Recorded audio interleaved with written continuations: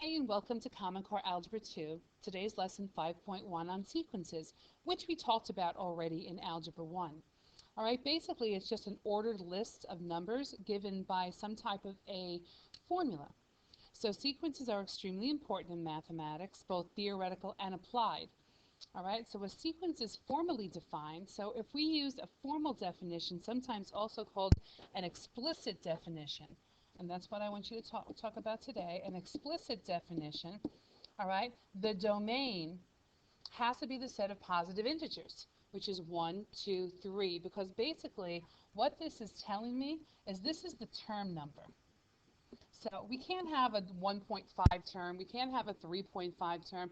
You've got the first term, the second term, the third term of a sequence.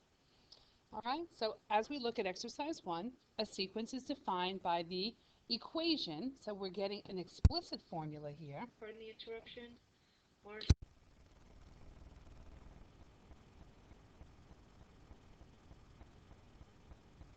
Sorry for the interruption. All right, so we have a of n is equal to 2n minus 1, remembering that n is the term number. So a says find the first three terms of this sequence. So when we let n equal to 1, we get a sub 1 is equal to 2 times 1 minus 1. So 2 times 1 is 2, minus 1 is 1. Now we're going to let n be 2.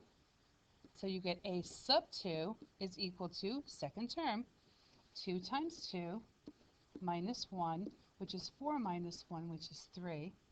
And when n is 3, we get a sub 3 is equal to 2 times 3 minus 1, which is 6 minus 1, which is 5.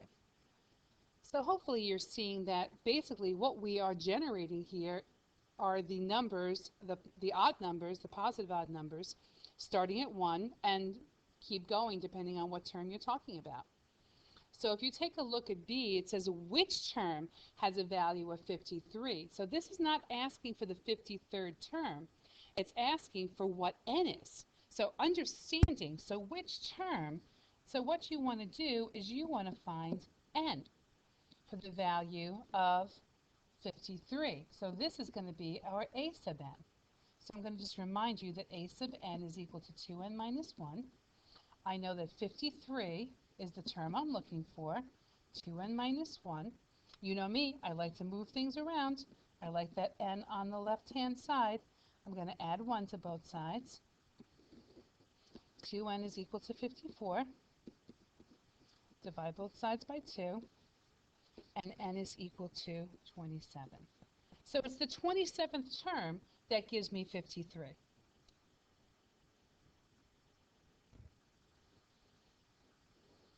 Remember what you're looking for. Be able to make sense of it when you're done with the question. Okay, if you need to pause and write that down before we move on to C, then feel free to.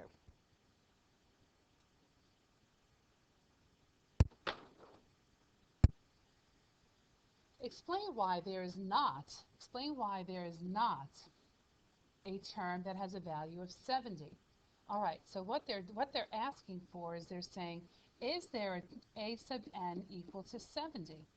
And if you think about it, and if you've made sense of this problem, you'd say to yourself, no, because this is generating odd numbers. But they're going to want a little more of an explanation than that. So, I mean, you can say the sequence contains the positive odd numbers, so 70 would not be in the sequence. But mathematically, just like we did in B, you could say because 70 equals 2n minus 1, right? And then we're going to add 1 to both sides. I'll keep the n on the right-hand side this time. So you get 71 is equal to 2n, and n turns out to be 35.5, which can't happen. You can't have a 35.5 term. All right, so here you can take the time to write down that because n needs to have be a positive number, because the first term, the second term, the third term, it is impossible to have a 35.5 term. Okay, so I am not going to write that out. You should take a minute and write that out before you move on to exercise 2.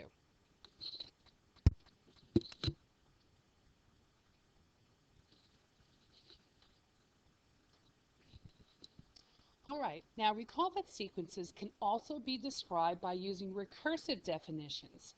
When a sequence is defined recursively, terms are found by operations on previous terms. So when you have a recursive definition, in this situation, it's going to be defined based on the term before it. So it is required to give you at least one term before you find the second term. So in exercise 2, it says a sequence is defined by the recursive formula. And by the way, I always do this. I always put my boxes around the important things, and then I make sense of it. So basically, what I'm doing here, it says f of n, so my function in regards to n, is equal to f of n minus 1 plus 5. So this basically means the term I'm looking for is the previous term, right? Because if we're looking for the fifth term here, this would be n minus 1, so that would be the fourth term. So it's the previous term plus 5. So taking a minute and making sense of that is so important. And this tells me here that the first term equals negative 2. All right, remember, these papers are yours. You should mark them up any way that you that it will help you remember.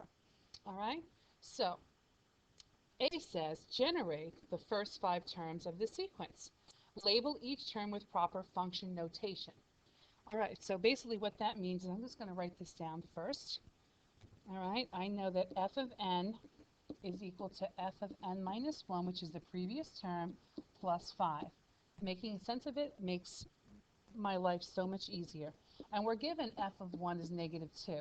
So then I have to generate the first 5 terms. So the first 5 terms would be f of 2 is equal to the previous term plus 5. So this is going to equal negative 2 plus 5 is 3. So now that I find f of 3 is going to equal the previous term, which is 3. Remember, this 3 has nothing to do with this 3. It has to do with this 3. Previous term plus 5, which is equal to 8. f of 4 is equal to the previous term plus 5, which is 13. And f of 5 is equal to 13, previous term, plus 5, which is equal to 18. Now, it said the first 5 terms, I mean, even though they give me 1, I think that's the first 5 terms. If you want to do the 6th one, we can do that too. That would be the previous term, which would be 18, plus 5, which would be 23. Okay? Might want to take a minute to write that down before we move on. Okay, and B says determine the value of f of 20. Now, the only way recursively that you can actually do this, that I think that you should be able to do this, is to find the previous term, so f of 19. So you can sit here and do f of 6, f of 7, f of 8, all the way up to f of 20 to get the right answer. But there's a little hint that says, think of how many times that you added 5 to get negative 2. So basically, you had negative 2, 3, 8, 13, 18, right? And then we have to get all the way over here to the 20th term. Whoops, which is not 9. The 20th term over here. I'm going to remind you this is the first, the second, the third, the fourth, the fifth. All right, those are just the terms. I don't want you to think that they're fractions. First term, second term, third term, fourth term, fifth term, 20th term. So what did we do here? We added 5 to get to this. We added 5 to get to this. We added 5 to get to this. We added 5 to get to this. So basically, what we did is to get to the 18th term, we added once, twice, 3 times, 4 times. So we added 5 4 times. All right, to get to the 1, 2, 3, 4, 5, to get to the 5th term. So if I think about that this way, I can say to myself, well, in order to get to the 20th term, I have to add it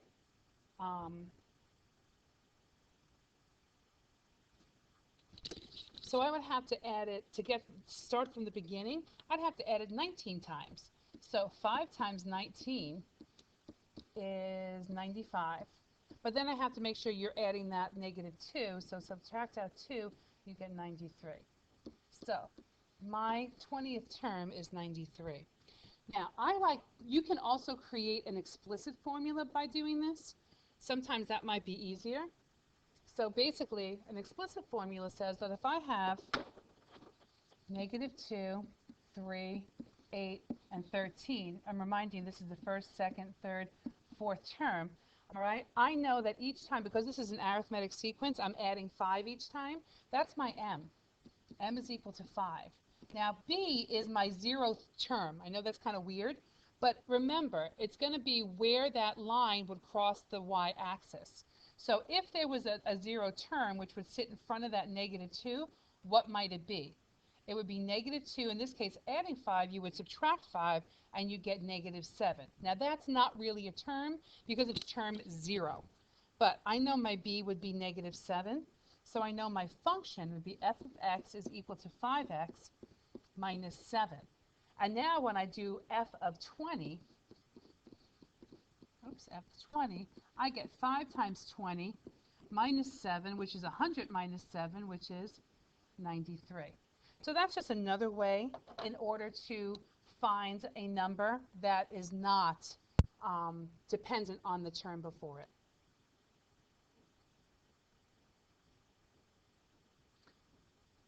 Okay, when you're ready, we'll get on to exercise 3.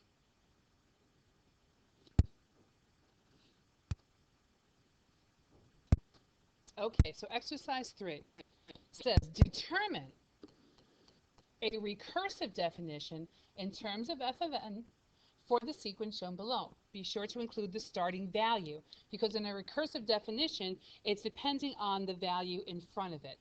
So over here, I'm going to say I know that my first term, because it's saying to use f of n, so I'm going to use f of 1 is equal to 5. But now you have to figure out what the sequence is doing. So how do I get to the second one based on the first one? How do I get to the second? How do I get to the third one based on the second one? Well, pretty easily you can see this is times 2, times 2, times 2, times 2. So if we're going to rewrite this now, we're going to say f of n is equal to the previous term, right? So previous term would be f of n minus 1. And then what are we doing to it? Times 2. All right? Could you write it a different way? You could write it as f of n is equal to 2 times, and I would put the dot in here, f of n minus 1. All right? Just to make sure that you don't get that 2f mixed up, thinking f might be a variable. All right? But you have to include this, and you have to include this. And before you walk away from it on your own, I would double check that what you actually wrote down is the function that you have in front of you. So if I start with 5 to get, so f of 1, to get f of 2, so this is what I mean. So to get f of 2, it's going to be f of 1, which is 5, times 2, which is 10. To get f of 3, it's going to be the previous term, which is 10, times 2, which is 20. So I would do a few of those just to make sure that the sequence that's shown to you is the sequence that you're generating. Moving on to exercise 4, when you're ready.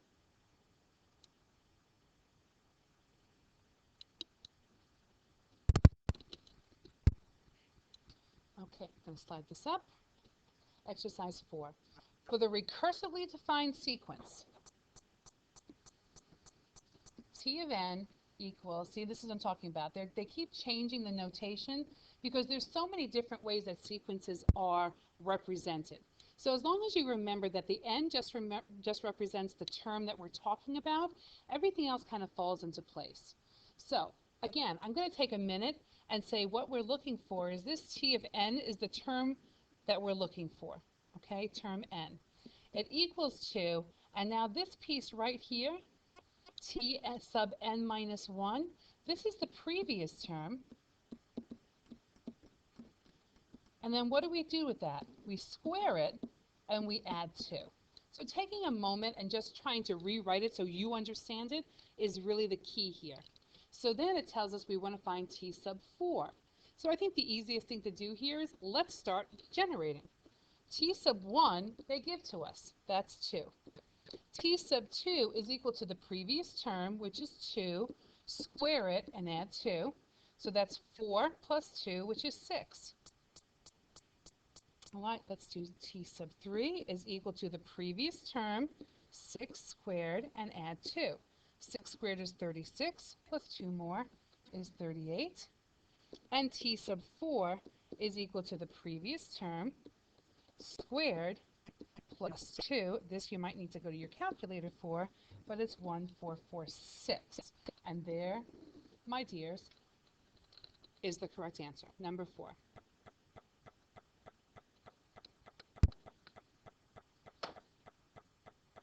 Okay, so one of the keys to this is not that hard. It's just the different notations that are proposed to us that we have to make sense of.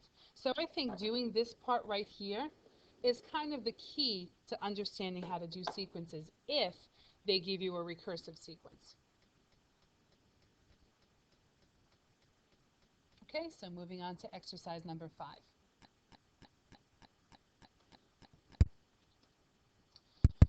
So exercise 5 says one of the most well-known sequences is the Fibonacci sequence, which is defined recursively using the 2 previous terms. So its definition is given below. So again, this is the term we're looking for. This is the previous term. This one right here. And this f of n minus 2 is the term before that. So before previous term. All right, and they have to give you 2 terms then to start. So let's generate f of 3, f of 4, f of 5, and f of 6. All right, so we know that f of 1 is equal to 1. F of 2 is also equal to 1. So f of 3 is going to equal the two terms before it. So it's going to be 1 plus 1, which is 2. The 4th term is going to equal the 2 terms before it. So 2 plus 1 is 3. F of 5 is equal to 3 plus 2, which is 5. And f of 6 is equal to 5 plus 3, which is equal to 8. I think that's pretty easy. All right, just recognizing, again, once you understand it and you understand what the sequence is asking you to do, the rest of it is cake. Okay, so write it down, and I'll meet you at the next one.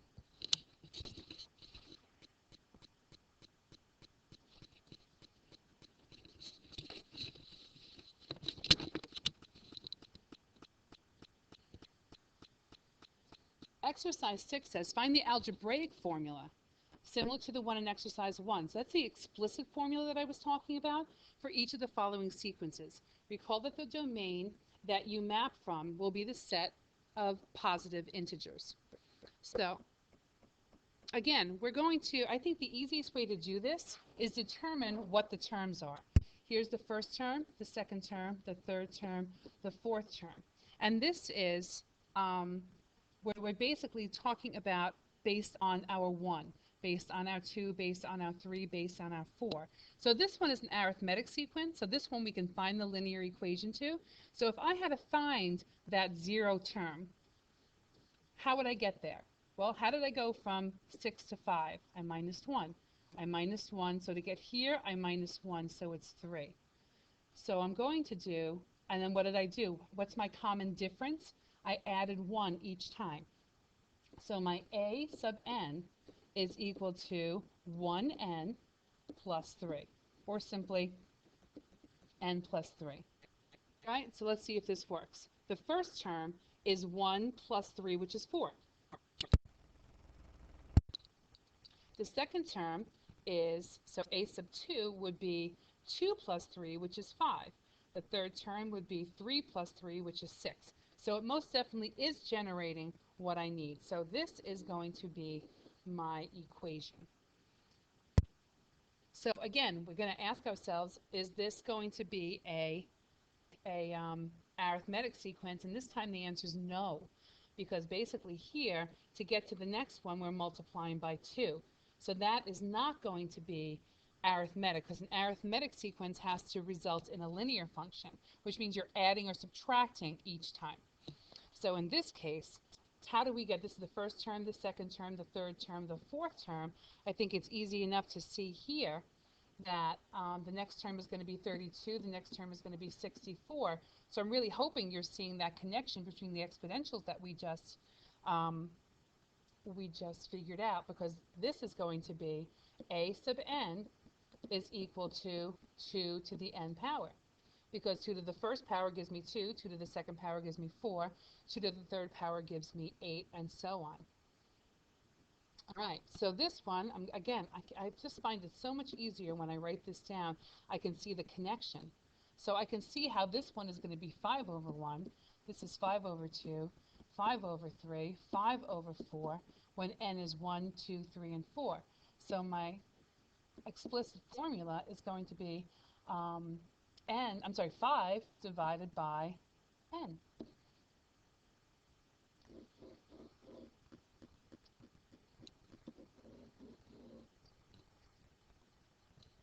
All right, now when you see this toggling back and forth between -1 and +1, basically this is the first term, the second term, the third term, the fourth term. We think exponents, because when we raise -1 to a positive exponent, to an even exponent, it turned out to be positive, because you get -1 times -1, which is a positive 1. So this one might be a little bit difficult for you to figure out, but basically it's -1 raised to the nth power. Because when it raises to an odd number, it gives you -1. When it raises to an even number, it raises to a positive 1. All right, this is 1, this is 2, this is 3, this is 4. So I'm trying to figure out, so we add 5. So we're adding 5, adding 5, adding 5, right? So what do we have to do? So again, because this is linear, we're adding 5 each time. If I find out what that 0 term is, it will help me. So now if I minus 5, it's 5.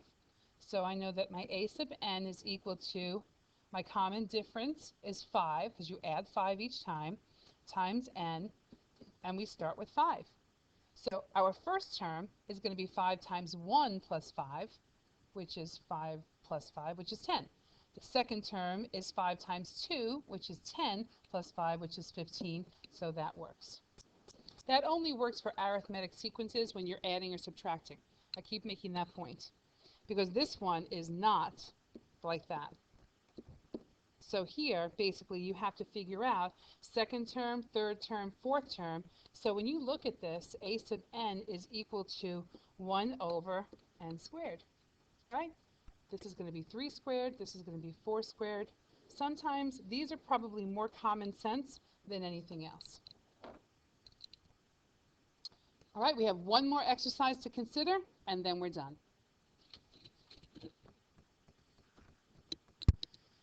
Okay, lastly, exercise 7. Which of the following would represent the graph of the sequence a sub n equals 2n plus 1? Explain your choice. So if you remember, we're talking about a domain that just includes the positive integers, which means positive integers does not include 0. You can't have a 0 term.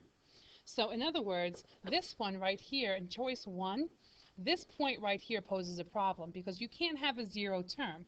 Our first term is 3. They're saying our first term is 3, our second term is 1, 2, 3, 4, 5, but they're also claiming that our 0th term, which really isn't here. Now we use that for our linear equations, but we don't write it down. All right, so this is not my answer. For the same reason, this is showing a 0th term, but it's also showing me a continuous. This is called a continuous graph.